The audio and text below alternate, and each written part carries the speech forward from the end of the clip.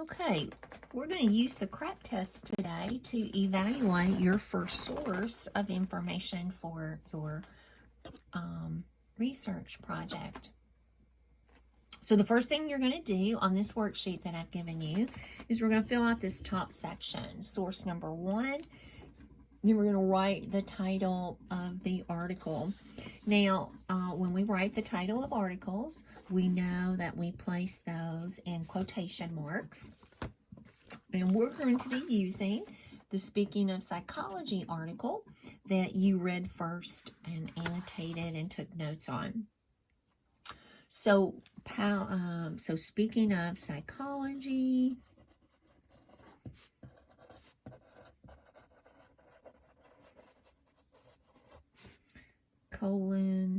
power.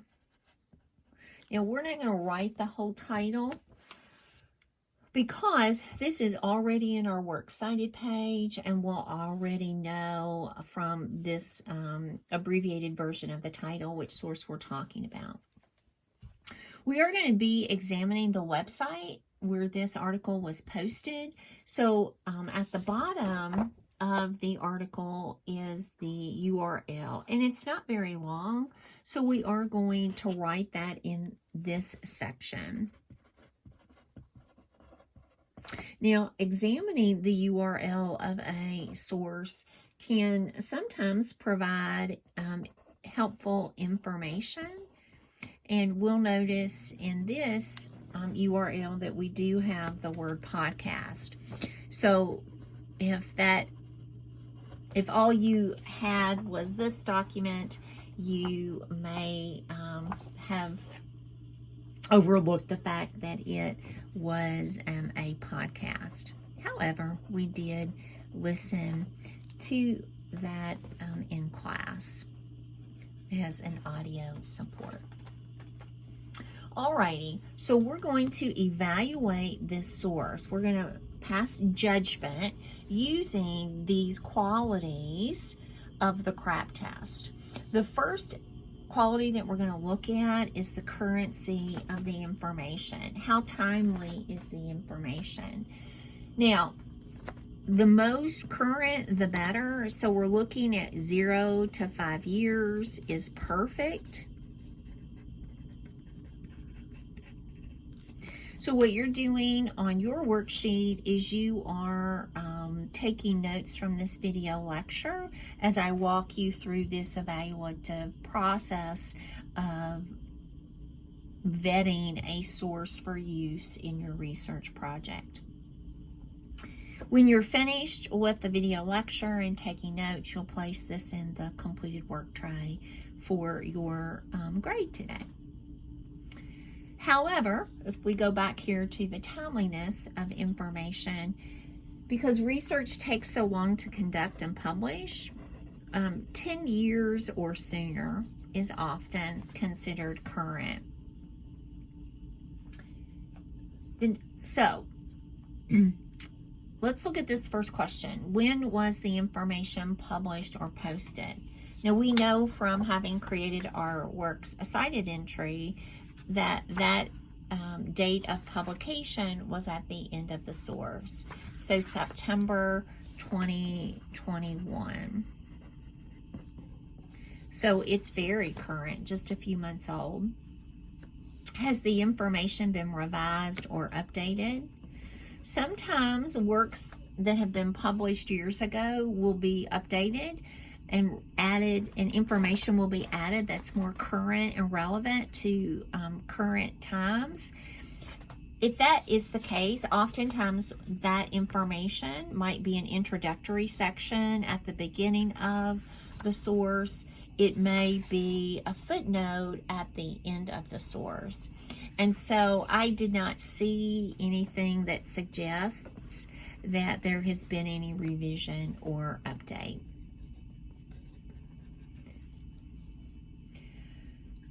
Is the information current or out of date for your topic? It's very current, right? Just months old, and it's very connected to our topic. The next question that we're looking at when we're looking at currency of the information is, are the links functional?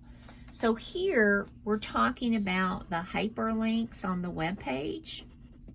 So we're going to go to the web page, and good researchers are curious and they are explorers of information.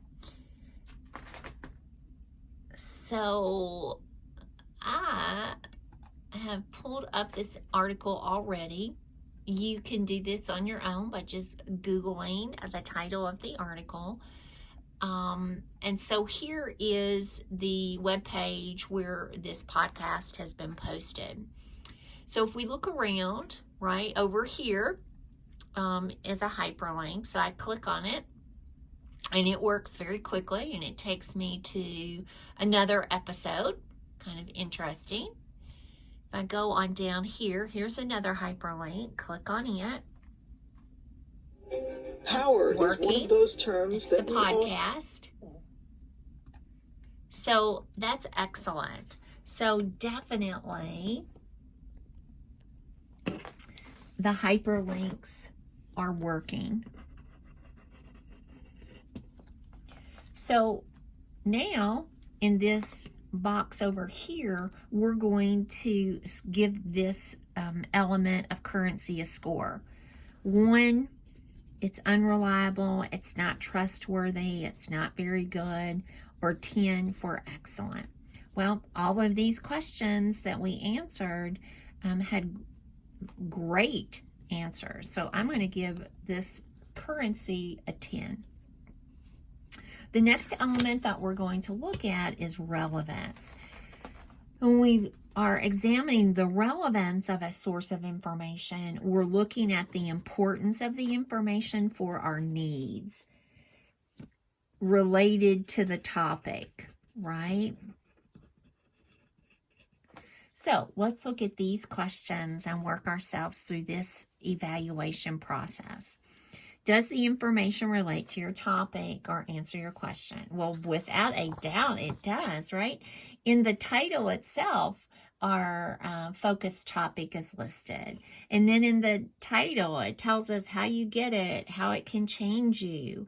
There's an introductory section that immediately asks some of those questions that we asked ourselves when we started thinking about this topic. So it's very relevant. So we're going to put a big yes there. The next question that we're going to ask is, who is the intended audience? So when this podcast was created, there was a particular audience that was in mind. As all writers keep in mind the people that they think will be reading their work. So this is where we kind of have to go back to the website and just do a little thinking, be a little curious. And so I'm thinking, okay, so who would have been the intended audience for this podcast? So what I did is I clicked on this hyperlink up here where it says about the APA, about the American Psychological Association. And it says APA is the leading scientific and professional organization representing psychology in the United States. Now, psychology is the study of the mind, the study of human behavior, and those cognitive motivators that drive us to do what we do. There are 130,000 members who are researchers, educators, clinicians, consultants, and students. So who would be the intended audience for this source? Well, first, it's going to be listeners of the podcast. And those listeners would be people interested in psychology.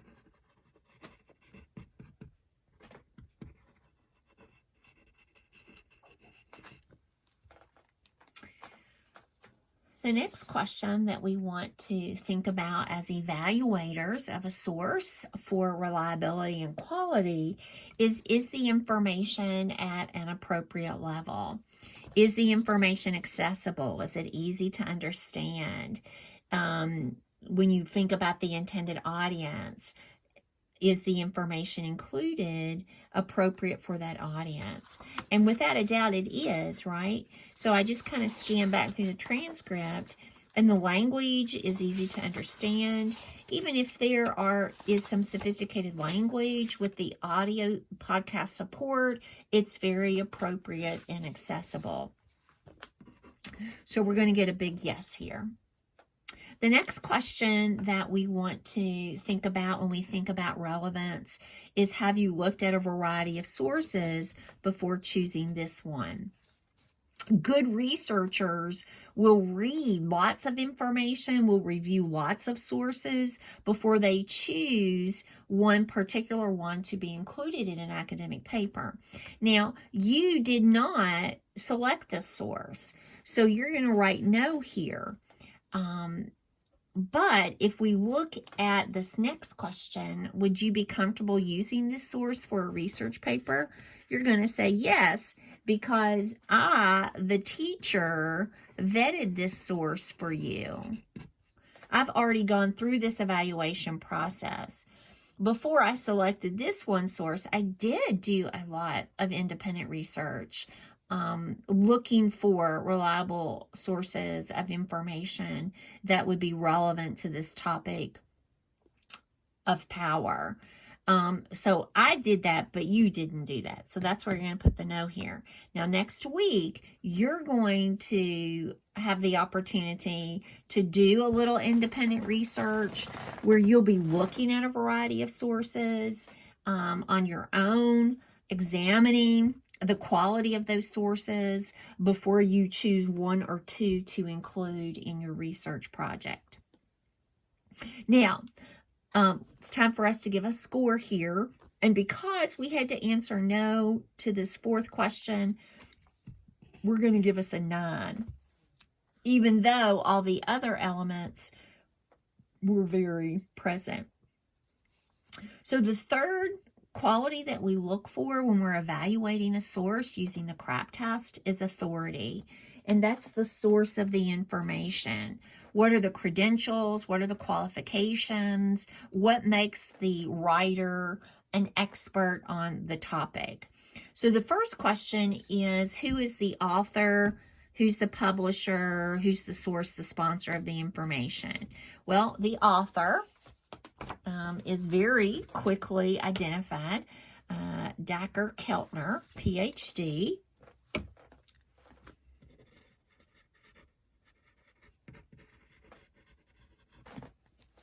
And we know the publisher is the American Psychological Association, right? That has 133,000 members of professionals in that psychology field. Are the author's credentials or organizational affiliations given? Yes, they are at the beginning. In fact, that information is made very visible to the readers of this transcript, and I think that's intentional because they are trying to establish credibility, authority of this expert. In fact, he's even called an expert on this topic. We know that in this biographical information that he's a professor of psychology at the University of California, Berkeley, which is an excellent institution of higher learning. He's a researcher that focuses on biological and evolutionary origins of emotion. He's written a book called The Power Paradox. He's co-editor of The Compassionate Instinct. He's hosted this award-winning podcast. I see this abbreviation GGSC, and I'm thinking, what's that mean? And of course, I go up here and I see that he's the founding director of the Greater Good Science Center. So he has lots of qualifications and credentials that are given. What are the author's credentials, organizational affiliations, if given? So he's a professor of psychology at the University of California, Berkeley, right? He's a founding director of this Greater Good Science Center. What are the author's qualifications to write on this topic? Well, he is a researcher.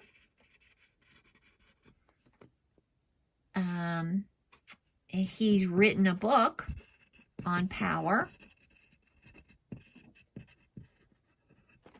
right? It's called The Power Paradox, How We Gain and Lose Influence and Born to Be Good. What an interesting title. Makes me want to look up that book. Is there contact information, such as a publisher or email address? So here is where we need to go back to the website and be a little curious to see if we can locate any contact information for our source.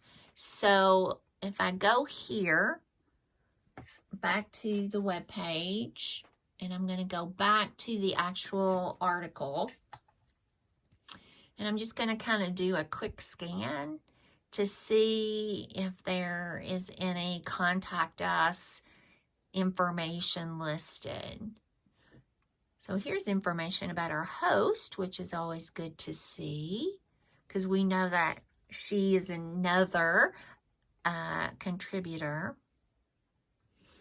And then what I notice here is there is a hyperlink to contact the APA office, and that's pretty accessible, and it's rather large. Oftentimes, contact information will be at the very end, and you'll have to really look for it. Sometimes it's up here at the top, but there is quick access to a contact link, so that's good. So yes, on the right-hand side.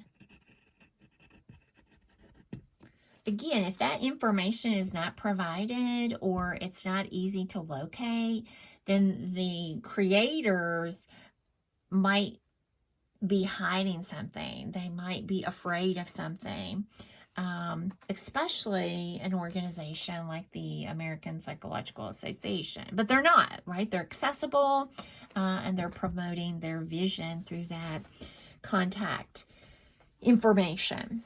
Okay, does the URL reveal anything about the author or the source? So remember, earlier I talked about when we were writing out the URL that it is kind of important to look at that, because sometimes we get information through that code. And so what does this URL reveal? Well, it's from the apa.org, right, which we know is a reliable, good source, usually a website. And we know that it's a podcast, so that's good. So we know that this is probably reliable. Besides this .org, when we're looking at websites for source material, if it's .gov, it's a good source to begin pursuing. If it's .edu, that's a good source. It's an education source. .net, those are good sources of information to begin reviewing. So when we look at the quality of the authority category, everything here is excellent. So we're going to give a 10. The fourth criterion that we want to examine is the accuracy of the information. Is it reliable? Is it honest? Is it truthful? Is it credible? So where does the information come from? Well, it comes from an expert in the field.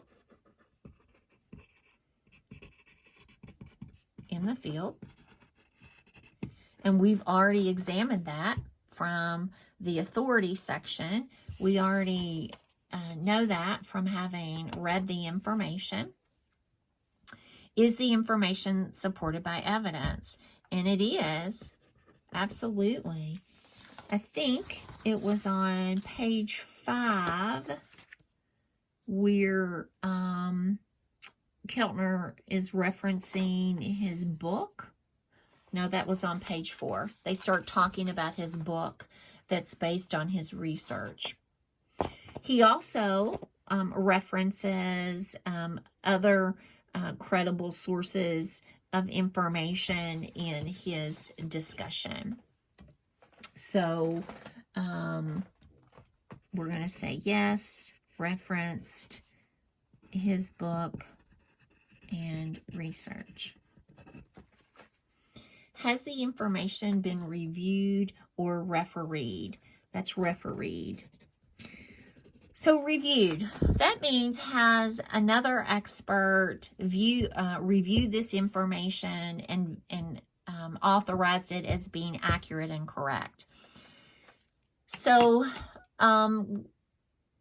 they call that peer reviewed, and I know that when you take a dual credit course or you take a college course, a lot of the sources that you have to use have to be peer reviewed, and you have to use specific databases for that. So I wondered if this was a peer reviewed article. So what I did is I went and got curious on the website again. So we're going to go back to the website, and I went to this About APA. And I kind of went over here to the Who We Are section. And again, good researchers are very curious. So you want to explore and read all this information. So I read through this, and I did see in this section down here, it said our staff. And it talked about how they track trends in the field of psychology. They create content to educate the public, and they publish peer-reviewed journals, books, and other products. So that right there, a podcast would be another product. So that made me think that, yes, this is probably peer-reviewed. So that's a good thing. We want fact checkers. We want experts to review information to make sure that it's accurate and it's not misleading. Alrighty, the next question that we want to look at when we look at accuracy is, can you verify any of the information in another source? So verify, right, making sure that it's true and accurate. The first thing that I thought about here is, let's just look at the writer. So we're going to go back here to the website. Sorry about that.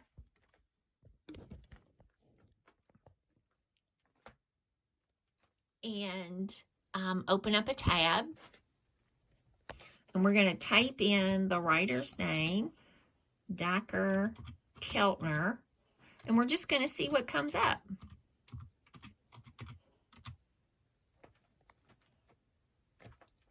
And there's a picture of him. He's an American professor.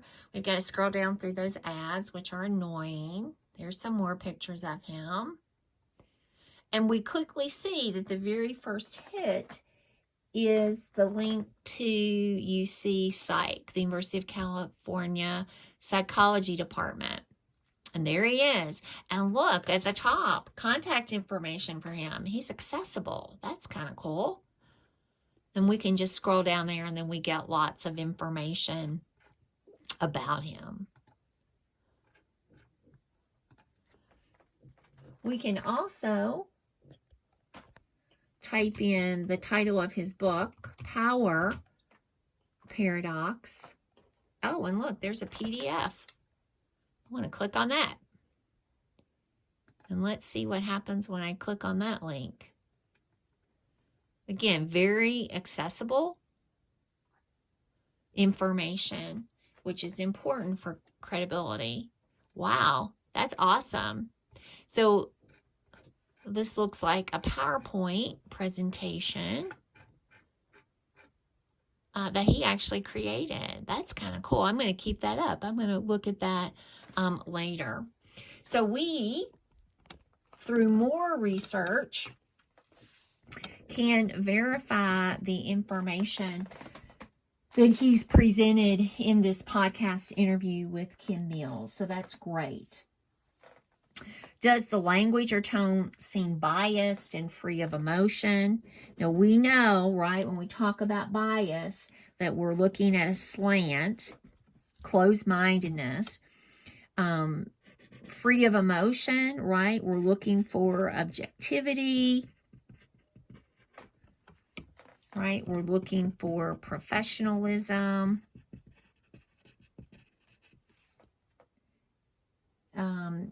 And this is definitely not biased. It's definitely based on reason, right? Based on reason. It's based on his research. Are there spelling, grammar, or other typographical errors, right?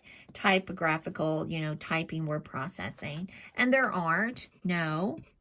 You should be wary of a site that is full of mistakes with spelling, grammar, where it's sloppy on the page, fonts are not uniform, because again, what kind of quality, what kind of care and attention went into the creation of that source. So now it's time to rate this section. And again, everything is excellent here after we do this close review. The last element that we're going to examine in the CRAAP test for the quality of this source is the reason that the information exists. So what is the purpose of the information? Well, it's definitely to educate the listeners on the power of power. So we have a great purpose here. Do the authors, sponsors make their intentions or purpose clear? Oh, absolutely, right? At the very beginning, the purpose is established. Is the information fact? Yes, right? It's based on research, opinion. Now here I want us to just kind of think about professional opinion.